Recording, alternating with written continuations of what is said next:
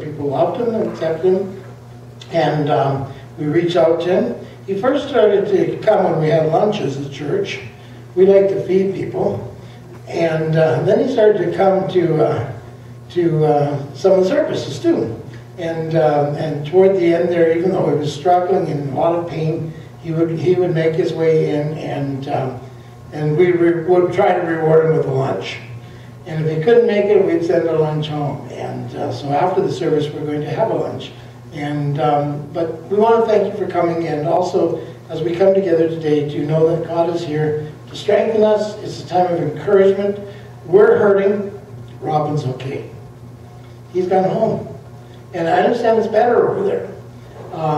There's no more pain, no more suffering, and I didn't realize until a few weeks ago when Mary was at a little seminar in Lacombe, and Robin called me and said, "I'm really sorry to bother you," but he said he had made his way out to the truck, and it parked right up against the fence almost, and he worked his way into the truck, and he was going to drive himself to the hospital because he was in terrible pain, and then the battery wouldn't start.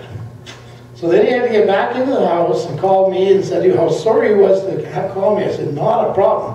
Yeah, I mean, it was the first time in a while I've cleaned up the front seat of my car so that he could sit in there, because it's sort of like an office, you know.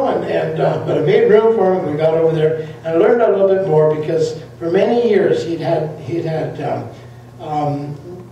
ulcers and had part of his stomach removed, and that was many years ago. And then for the last couple of years, it's been really very difficult, but he was with us, and we were glad to have him with us, and now he's with the Lord, and some of the people from our church have already gone, and so he'll have some people to meet over there, and they'll have him to meet. And I often said, you know, like, it's time that Christians learn to get along. We have all kinds of different denominations, but I said, wouldn't it be something when you get to heaven, say, "Oh, hi," and somebody comes up, "I'd like to meet you." I said, "Oh, hi.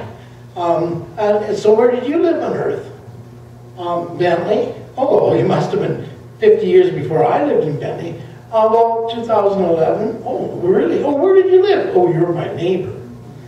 Well, that's pretty bad, you know. We need to get to know one another here, because we're going to spend a lot of time together. So this morning, as we remember, I'd just like to share scriptures for you. Jesus said, there's a